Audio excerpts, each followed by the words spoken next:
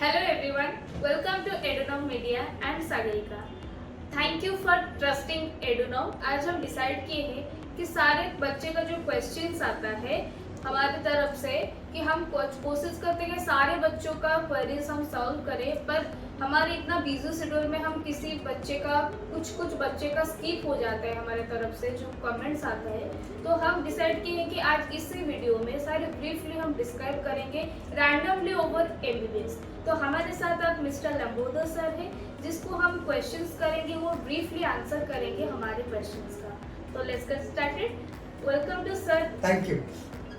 सो हमारा first question है sir, काफी बच्चों का ये क्वेरीज रहता है कि आफ्टर एमबीबीएस वो पीजी का प्रोसेस हम कैसे करेंगे फॉर पीजी एडमिशन, क्या अपॉर्चुनिटीज है उसमें? Great.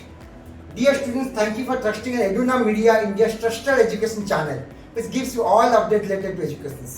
Yes, Sagarika rightly said, आपका जो क्वेश्चन है वैलिड क्वेश्चन है जो स्टूडेंट लोगों ने पूछ रहे हैं। अगर आप एमबीबीएस फॉरेन कंट्री में करते हैं, आप पीजी करने के लिए काफी लोगों का क्वेरीज आता है। यस, आप फॉरेन कंट्री यूक्रेन, रसिया, आर्मेनिया, जॉर्जिया, जो भी कंट्री में आप एमबीबीएस कर रहे हैं, आप पीजी अगर करना चाहते हैं फॉरेन कंट्री में भी कर सकते हैं, इंडिया में भी कर सकते हैं। लेट्स से अगर आप अमेरिका जाना चाहते हैं आफ्टर एमबीबीएस, आप जा सकते हैं। यूएसएमएलई एग्जाम क्लियर करने के बाद आप अमेरिका में प्रैक्टिस कर सकते हैं। अगर आप यूके लंदन में प्रैक्टिस करना चाहते हैं, यूके प्लाब दे के आप प्रैक्टिस कर सकते हैं। इंडिया में नेक्स्ट एग्जाम देना है। लाइक दिस, हर कंट्री का, जर्मनी, ऑस्ट्रेलिया, न्यूजीलैंड, हर कंट्री का अलग अलग एग्जाम्स है। अगर आप उस कंट्री का एग्जाम क्लियर करोगे, डेफिनेटली उस कंट्री में आप प्रैक्टिस कर सकते हैं पीजी के लिए। सेम प्रोसीजर होगा आफ्टर एमबीबीएस, बट उसके पहले 1 साल आपको इंटर्नशिप करना पड़ेगा। अगर आपका कंट्री का इंटर्नशिप वैलिड है, इंडिया में सिर्फ 4 कंट्री वैलिड है, तो वो 4 कंट्री के अंदर आप आते हैं तो आपको फिर डायरेक्ट जा सकते हैं नेक्स्ट एग्जाम दे के। अगर नहीं है, इंडिया आइए, इंडिया में नेक्स्ट एग्जाम दे के आप फिर फॉरेन कंट्री में फिर आप जा सकते हैं पीजी के लिए। Thank you sir for your suggestion. Hope कि स्टूडेंट्स का क्वेरी रिजल्व हो गया होगा। तो हम नेक्स्ट क्वेश्चन को जाएंगे।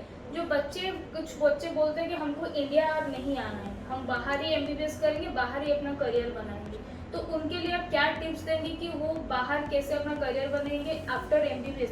पीजी के लिए, इंटर्नशिप के लिए वो क्या करना पड़ेगा? यस, तो डियर स्टूडेंट्स, हर कोई चाहता है मैं फॉरेन कंट्री में सेटलमेंट हो जाऊं लाइफ लॉन्ग के लिए, वो भी पॉसिबिलिटीज है। मतलब कोई भी कंट्री में आप एमबीबीएस के लिए जाते हैं, after completion of the course उस कंट्री का आपको, जैसे इंडिया में नेक्स्ट एग्जाम है, उस कंट्री का टेस्ट क्लियर करना पड़ेगा। उसके बाद अगर आपने टेस्ट क्लियर करके आपने प्रैक्टिस करना पड़ेगा, प्लस अलग हुई आपको पीआर मिल सकता है। देन पीआर के साथ आप प्रैक्टिस करेंगे, इन माइट बी इन फ्यूचर आपको सिटीजनशिप भी मिल जाएगा जो कंट्री में आप जाएंगे, बट कंडीशन उस कंट्री का एग्जाम आपको क्लियर करना पड़ेगा। एंड इंटर्नशिप का जो बात है, इंटर्नशिप जो है सिर्फ 4 कंट्री का इंटर्नशिप वैलिड है, like China, Bangladesh, Nepal, Philippines. 4 country में इंटर्नशिप करते हैं तो इंडिया में वैलिड है। उसके अलावा अगर आप और भी कोई कंट्री में करना चाहते हैं, इंडिया में आके इंटर्नशिप करना पड़ेगा।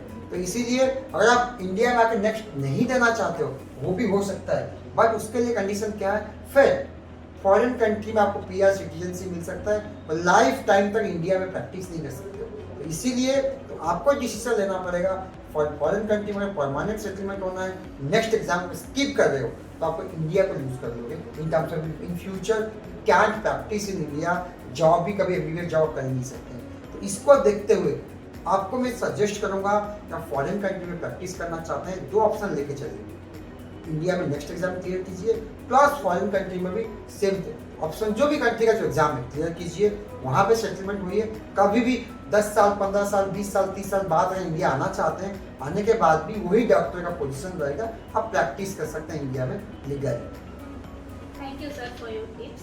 सो हमारा नेक्स्ट क्वेश्चन जो बच्चों के बारे में पूछा जाता है, काफ़ी क्वेश्चन ये पूछते हैं कि ट्रांसफ़र केस में, ठीक है, तो ट्रांसफ़र बच्चे बोलते हैं कि हमको ये एक ही कंट्री में एक यूनिवर्सिटी से अदर यूनिवर्सिटी को ट्रांसफ़र करना है, तो ये क्या पॉसिबल है? यस, ट्रांसफर लीगली अलाउ है। अगर लेट्स से आप कोई भी पर्टिकुलर कंट्री, लेट्स से रसिया में कोई यूनिवर्सिटी में आप पढ़ाई कर रहे हैं, यूनिवर्सिटी अच्छा नहीं लग रहा है, या किसी फ्रॉड एजेंट के बातों में आके फर्स्ट ईयर में एडमिशन ले चुके हैं, पढ़ाई अच्छा नहीं है, फूडिंग नहीं है, इंडियन मेस नहीं है, so much problem you are facing, आप लीगली ट्रांसफर कर सकते हैं एक कंट्री, एक कॉलेज से लेकर दूसरा यूनिवर्सिटी में इन ये पर्टिकुलर कंट्री में। Okay sir, thank you.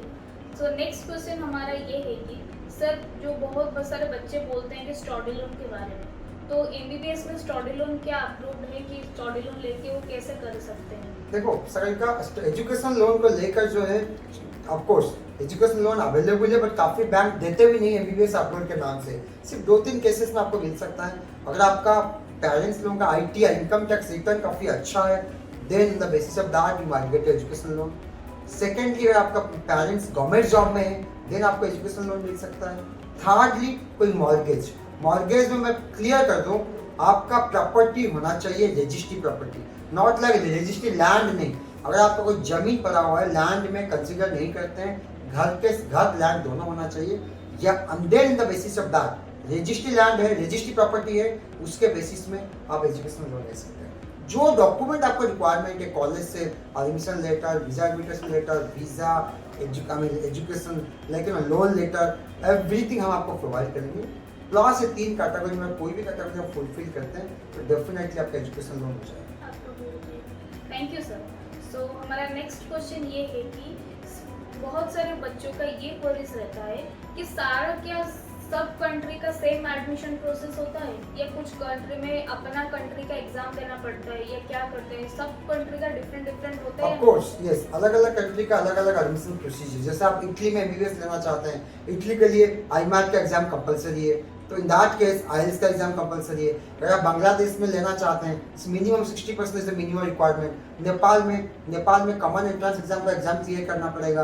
Kazakhstan में अगर आप अस्ताना मेडिकल यूनिवर्सिटी में एडमिशन लेना चाहते हैं, उनका interview is the compulsory. Poland में भी आपको written test along with entrance देना पड़ेगा। तो दैट मीन्स जैसे सो मेनी अलग-अलग कंट्री का अलग-अलग प्रोसेस है। तो इसीलिए एडुनम इज डूइंग ऑलमोस्ट 20+ कंट्री में किस कॉलेज का, किस कंट्री का क्या प्रोसेस है, क्या एडमिशन, एवरीथिंग एडुनम आपको डिटेल्स में बताएगा। आपको जिस कॉलेज में एडमिशन चाहिए, जिस कंट्री में एडमिशन लेना है, आप एडुनम को कॉल कीजिए। Edunom is going to guide you and tell you whole process of each and every country. Thank you sir. So sir next question हमारा ये है कि जो नेपाल में एडमिशन प्रोसेस कब से शुरू होगा? नेपाल के लिए काफ़ी कोई क्वेरीज रहते हैं बच्चों का, तो उनका थोड़ा डिले हो रहा है, तो कैसे नेपाल में एडमिशन लेंगे, कब शुरू होगा प्रोसेस? नेपाल का एडमिशन प्रोसेस ऑलरेडी शुरू हो चुका है। आप नेपाल में जो कॉमन एंट्रेंस एग्जाम अप्लाई किए थे, उनका एग्जाम जो है 24 जुलाई को है। 24 जुलाई को आपको एग्जाम देना पड़ेगा, और एग्जाम में क्लियर हुआ, हम 2 ऑप्शन है, नीट के थ्रू भी ले सकते हैं या एंट्रेंस एग्जाम के थ्रू भी आप ले सकते हैं। तो डायरेक्ट जाके आप 24 जुलाई को एंट्रेंस होगा। और एक चीज़ में क्लियर कर दूँ, जो 24 जुलाई को नेपाल में एंट्रेंस है एडमिशन के लिए, तो आपको 7 डेज पहले आपको नेपाल जाना पड़ेगा। इसीलिए 7 डेज आपको क्वारंटाइन में रहना पड़ेगा एग्जाम देने से पहले नेपाल में। तो इसीलिए डियर स्टूडेंट्स, अगर नेपाल में एडमिशन लेना चाहते हैं और डिटेल में क्या फीस होगा, क्या एडमिशन प्रोसीजर होगा, इमीडिएटली हमारे हेल्पलाइन नंबर पे कॉल कीजिए, हम आपको डिटेल में बताएंगे about Nepal MBBS. Thank you sir. Sir बहुत सारे बच्चे का अभी ये मेन क्वेश्चन है कि जो इटली में जाना चाहते हैं उनको आईमेट एग्जाम देना पड़ेगा, जो अदर कंट्री में जाएंगे उनको नीट एग्जाम देना पड़ेगा। तो बच्चे ये सोच रहे हैं कि अगर दोनों एग्जाम एक साथ होगा, सितंबर में अगर ये होगा, तो कैसे बच्चे अपने आप को प्रिपेयर करेंगे for 2 exams at a time? Obviously, because NEET and IMAT almost similar exams है। नीट में भी पीसीबी फिजिक्स केमिस्ट्री बायोलॉजी आता है, आईमैट में फिजिक्स केमिस्ट्री बायोलॉजी आता है। उसके अलावा कुछ लॉजिकल रीजनिंग, मैथ, डीआई थोड़ा एडिशनल है, इसीलिए प्रिपरेशन साथ में हो सकता है। आईमैट के लिए थोड़ा एक्स्ट्रा सब्जेक्ट आपको पढ़ना पड़ेगा, like math and other told reasoning वगैरह। अदरवाइज प्रिपरेशन सेम वे में आप कर सकते हैं। अच्छा sir, thank you sir. Sir और एक क्वेश्चन, कुछ बच्चे को मतलब 12 पास है, उनको पता नहीं है कि कैसे एमबीबीएस का एडमिशन लेते हैं, तो क्या वो पूछते हैं कि बिना एंट्रेंस का कुछ एमबीबीएस कर सकते हैं? फर्स्ट ऑफ ऑल, जो स्टूडेंट्स को कुछ भी डाउट है, उनको अच्छे से पता है Edunom is the right counsellor, right organisations to guide you in foreign MBBS. In fact we are the India's number 1 education admission portal YouTube channel है, तो हम स्टूडेंट्स को गाइड करते आ रहे हैं पिछले 14 साल से। तो डियर स्टूडेंट्स, अगर विदाउट नीट 2020 में काफ़ी बच्चे गए थे, हम लोगों ने ही नीट एग्जामिनेशन लाया था। 2021 में भी हम प्लान कर रहे हैं, अगर नीट डिले हुआ फिर अगेन नीट एग्जामिनेशन का पॉसिबिलिटी है। अगर आप नीट के थ्रू आप जा सकते हैं। एक चीज़ बता दूं, जो 2020 में नीट क्वालिफाई है तो 3 साल तक वैलिडिटी है, उसका भी आप एडवांटेज ले सकते हैं। स्टिल भी कंफ्यूजन है नीट एग्जामिनेशन को लेकर, हेल्पलाइन नंबर पे कॉल कीजिए, हमारे काउंसलर आपको डिटेल में बताएंगे। Thank you sir. होप कि सारे बच्चों का जो क्वेरीज होता है हम एक एक करके सॉल्व कर रहे हैं धीरे धीरे। हम कुछ क्वेश्चन पिक किए थे आज इस वीडियो में, जो कि हम सारे क्वेश्चन का आंसर दे चुके हैं, पर हम ए को पार्ट 1, पार्ट 2, पार्ट 3 करके बनाएंगे। और भी काफ़ी सारे क्वेश्चंस रह गए हैं जो तो हम पार्ट 2 में लेके आएंगे coming soon. Stay tuned for that. Thank you.